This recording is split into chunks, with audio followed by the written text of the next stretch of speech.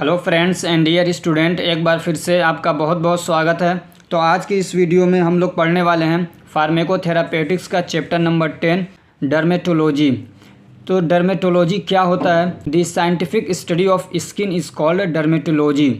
Dermis आप जानते हैं, तो डर्मिस से बना है डर्मेटोलॉजी। ये जो हमारी स्किन है, समझिए उसी के बारे में जो हम लोग साइंटिफिक स्टडी करते हैं उसको क्या बोलते हैं हम लोग? डर्मेटोलॉजी। एक तो मतलब ऊपर से ऐसे देख लिया नहीं, बल्कि उसमें क्या है, कैसे बीमारियां होती हैं, नहीं होती हैं, कैसे उसको ठीक किया जाए, तो उसके बारे में अगर हम लोग पढ़ाई करते हैं तो उसको हम लोग क्या बोलते हैं? डर्मेटोलॉजी। ठीक है। अब इसमें आपको क्या पढ़ना है? इसमें आपको पढ़ना है सोरियासिस। पी एस साइलेंट है, क्या पढ़ना है? सोरियासिस। तो सोरियासिस क्या है, इसकी डेफिनेशन पढ़नी है आपको। तो psoriasis is a chronic auto immune disorder in which the skin cells build up rapidly and form thick pink और रेड कलर्ड ईची एंड ड्राई पैचेस। यहाँ तक क्या है, ये इसका डेफिनेशन है। सोरियासिस क्या है? तो ये क्रोनिक और ऑटो इम्यून डिसऑर्डर है। ऑटो इम्यून तो आप समझ ही चुके होंगे, कम से कम कुछ नहीं तो 20-25 बार इसको बता चुका हूँ। ठीक है ना। तो ये क्या है? क्रोनिक है और ऑटो इम्यून डिसऑर्डर है। इसमें होता क्या है, तो जो हमारा स्किन है, स्किन के जो सेल होते हैं वो बिल्ड अप होने लगते हैं बड़ी तेज़ी से। बिल्ड अप का मतलब समझिए कि वो बड़ी तेज़ी से बनने लगते हैं। समझ में आ रही बात? क्या होते हैं? बिल्ड अप हो रहे हैं, जैसे कहते हैं बॉडी बिल्डिंग। तो बॉडी बिल्डिंग मतलब बॉडी बनाना। ऐसे ही क्या है, यहाँ पे सेल क्या हो रहा है? बिल्ड अप हो रहे हैं, सेल बनते हैं बड़ी तेज़ी से। ठीक है। जब ज़्यादा बनते हैं तो ऊपर उभर के आ जाते हैं, जैसा कि आप ये देख पा रहे होंगे यहाँ पे। तो जब ये क्या है, रैपिडली वो जब बिल्ड अप होते हैं तो फिर क्या होता है? फॉर्म थिक पिंक और रेड कलर्ड ईची एंड ड्राई पैचेस। तो जब वो क्या है, बड़ी तेज़ी से बिल्ड अप होते हैं तो वो बनाते हैं थिक यानी मोटा सा पिंक या रेड कलर का ईची एंड ड्राई पैचेस। या ये भी कह सकते हैं आप कि वो क्या करते हैं, थिक पिंक और रेड कलर पैचेस बनाते हैं वो। ठीक है ना। मोटे मोटे से वो पैचेस बना लेते हैं, जैसे कि ये देख पा रहे होंगे, ये हैं पैचेस, जिसको हम लोग चकत्ते वगैरह भी बोलते हैं। तो चकत्ते वगैरह बना लेते हैं और उसमें क्या होता है, खुजली होती है और वो क्या होता है, ड्राई होते, सूखते हैं। तो सूखने में फटते हैं तो थोड़ा सा दर्द टाइप सा होता है ना, तो वो होता है इसमें। अब इसी के ऊपर ये मान लीजिए पैचेस हो गए, तो ये आपको ऊपर वाइट वाइट सा दिख रहा है ना, एक कवर है, समझिए एक लेयर है। तो वो जो लेयर है जो कि वाइट कलर का होता है या सिल्वरी कलर, सिल्वर आपने देखा होगा चांदी, तो उस कलर का एक उसके ऊपर परत हो जाती है। उस परत को हम लोग क्या बोलते हैं? स्केल्स बोलते हैं। तो जो ये सोरियासिस है, इसमें पैचेस होते हैं और जो पैचेस हैं वो कवर्ड होते हैं किससे? वाइट या सिल्वरी कलर के स्केल से। ठीक। स्केल आप समझ गए, ये जो ऊपर एक लेयर है उसी को हम लोग स्केल बोलते हैं। और फिर इसको हम लोग, ये पूरे को हम लोग प्लेक भी बोल देते हैं। क्या बोलते हैं? प्लेक बोलते हैं, प्लेक। ठीक है।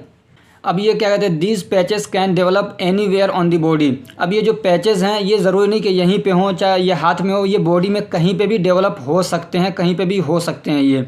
It may be some patches, और ये भी हो सकता है कि कुछ 2-4 पैचेस हो गए कहीं पे बॉडी के ऊपर, या तो फिर ये हो सकता है कि एक लार्ज एरिया को कवर कर लें। जैसे कि मान लीजिए देखिए, इसका पूरा एरिया इन्होंने क्या है, कवर कर लिया। या हो सकता है कि 2-4 पैचेस कहीं कहीं पे हो गए। समझ में आ रही बात? अब इसकी एटियोलॉजी क्या है, इसके मतलब रीज़न क्या है असल? तो ओवर एक्टिवेशन ऑफ इम्यून, कि जब इम्यून सिस्टम हमारा ओवर एक्टिव होता है तब ये दिक्कत क्रिएट होती है। अब ओवर एक्टिव होता है कब? जब वो ट्रिगर्ड होता है, यानी कुछ चीज़ें ऐसी हैं जो मतलब इसको इम्यून को एक्टिव कर देती हैं। समझ में आ रही बात? ट्रिगर करने का मतलब ये कि जब वो चीज़ें आती हैं तो ये जो इम्यून सिस्टम है वो ओवर एक्टिव हो जाता है उसके रिएक्शन में। समझ में आ रही बात? और जब वो ओवर एक्टिव होता है तो क्या करता है? कॉजेज इन्फ्लामेशन, इन्फ्लामेशन कॉज करता है and leads to rapid formation of new skin cell. और फिर उसके बाद क्या करता है, वो न्यू स्किन सेल का फॉर्मेशन करवाने लगता है बड़ी तेज़ी से। ठीक है। अब ट्रिगर्स क्या है इसके सोरियासिस के? तो ये हैं, जैसे कि मान लीजिए स्ट्रेप्टोकोकल या अदर इन्फेक्शन है तो उसकी वजह से भी हो सकता है, ये ट्रिगर कर देते हैं इम्यून सिस्टम को। ऐसे कुछ दवाएं हैं जैसे कि लिथियम हो गया, बीटा ब्लॉकर हो गए, तो इनकी वजह से भी क्या है, जो हमारा इम्यून सिस्टम है वो ट्रिगर हो जाता है। ऐसे क्या है, जो वेदर है, जो मौसम है अलग अलग, उसकी वजह से भी ट्रिगर हो जाता है वो। या फिर क्या कहते हैं, लेस और more exposure to sunlight, sunlight के कांटेक्ट में बहुत ज़्यादा आ रहा है या बिल्कुल नहीं आ रहा है, तो वो भी एक रीज़न हो सकता है, वो भी एक ट्रिगर हो सकता है। यानी कोई आदमी जो हमेशा घर ही में रह रहा है, सनलाइट के कांटेक्ट में कभी आया ही नहीं, तो ये भी दिक्कत कर सकता है। या बहुत ज़्यादा वो सनलाइट के कांटेक्ट में उसकी जो क्या कहते हैं स्किन आ रही है, तो ये भी एक ट्रिगर हो सकता है। ऐसे ही स्ट्रेस भी क्या है इसके, समझिए एक तरीके से इसका ट्रिगर है। आदमी बहुत ज़्यादा स्ट्रेस ले रहा है, बहुत ज़्यादा टेंशन में आ रहा है, तो भी हो सकता है। और स्किन इंजरी भी हो सकती है कभी कभी। इसकी पैथोजेनेसिस क्या है, तो सबसे पहले क्या है ऑटो इम्यून डिसऑर्डर। अब ये ऑटो इम्यून डिसऑर्डर यानी ओवर एक्टिवेशन ऑफ इम्यून कैसे होता है आपने पढ़ लिया पूरा उसका ट्रिगर वगैरह, ठीक है ना। तो सबसे पहले क्या होगा, ऑटो इम्यून डिसऑर्डर हुआ, फिर उसके बाद क्या होगा, activation of T cell active हो जाएंगे, movement of T cell to dermis. तो फिर जो ये टी सेल है वो कहाँ जाता है, वो जाता है हमारे डर्मिस में। हमारी डर्मिस की मेनली 3 लेयर होता है, एक होता है एपिडर्मिस जो सबसे ऊपर वाला होता है, उसके बाद होता है डर्मिस, उसके नीचे होता है सबक्यूटेनियस लेयर, ठीक है। तो डर्मिस में जाता है, ठीक है। वहाँ पे जाने के बाद फिर क्या करता है, stimulate the release of cytokine, जो साइटोकाइंस होते हैं उनको रिलीज़ करता है ये। और जब साइटोकाइंस बहुत ज़्यादा रिलीज़ होने लगते हैं तो फिर इन्फ्लामेशन करते हैं, और फिर उसकी वजह से और क्या होता है, एक्सेसिव फॉर्मेशन ऑफ, यहाँ पे ऑफ छोड़ दीजिए गलत हो गया है, excessive formation and growth of skin cells.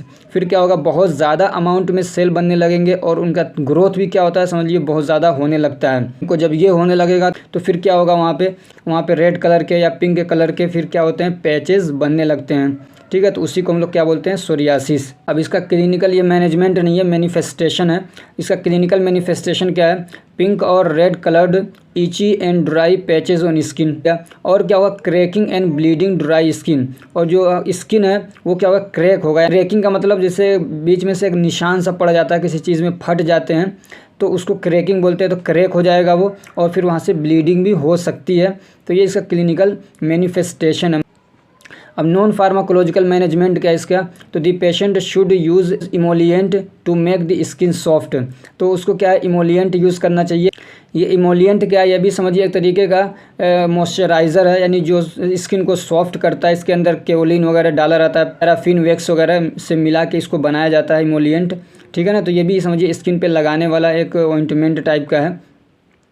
तो ये क्या करता है, उसको सॉफ्ट करके रखता है।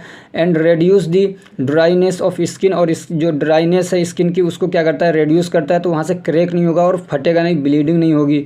दूसरा क्या है, he should maintain proper hygiene, उसको क्या है, सफाई का पूरा ख्याल रखना चाहिए, अच्छे से साफ़ सुथरा रहना चाहिए। फार्माकोलॉजिकल मैनेजमेंट क्या है इसकी, तो क्या करेगा इसमें सबसे पहले क्या है, स्टेरॉइड क्रीम्स वगैरह दिए जाते हैं उसको। स्टेरॉइड क्रीम्स जैसे उसका एग्जांपल क्या है, क्लोबेटासोन हो गया, ठीक है, जैसे कि क्लोबेटासोन हो गया। क्या है, हाइड्रोकोर्टिसोन भी देते हैं इसमें, ठीक है ना। क्लोबेटासोन और हाइड्रोकोर्टिसोन ये स्टेरॉइड क्रीम के 2 एग्जांपल्स हो गए।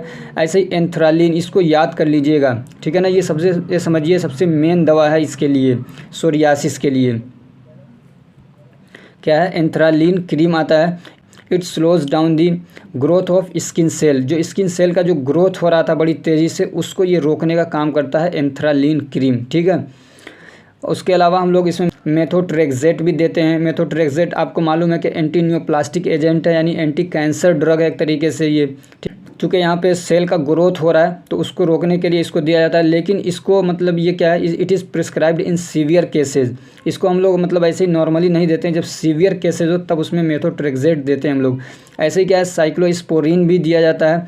तो ये क्या है, एक तरीके का ओरल कॉर्टिकोस्टेरॉइड है, ये भी स्टेरॉइड है, ये भी स्टेरॉइड है। तो ये क्या है, एक तरीके का समझिए टॉपिकल है, और ये क्या है, ओरल है, जिसको मतलब आदमी खाएगा मुँह से। तो इसको दिया जाता है। ये क्या करेगा, इम्यून सिस्टम को थोड़ा सा सप्रेस करेगा, ठीक है ना। और ये भी क्या करता है, इम्यून सिस्टम को सप्रेस करता है। तो टी सेल नहीं बनेगा, ज़्यादा टी सेल नहीं बनेगा, साइटोकाइंस नहीं बनेगा, इन्फ्लामेशन नहीं होगा। और फिर क्या कहते हैं, सेल का जो रैपिड फॉर्मेशन हो रहा है, ग्रोथ हो रहा है, वो रुकेगा, ठीक है। तो ये भी यूज़ करते हैं हम लोग कॉर्टिकोस्टेरॉइड। और इसके अलावा हम लोग मॉइस्चराइज़र वगैरह भी यूज़ करते हैं। मॉइस्चराइज़र जैसे कि आपने यहाँ पढ़ा इमोलिएंट, ऐसे ही समझिए मॉइस्चराइज़र भी वही सेम चीज़ है। जैसे कि आपने देखा होगा वैसलीन वगैरह आते हैं तो लगाने के लिए, तो वो ड्राइनेस को क्या है, कम करते हैं।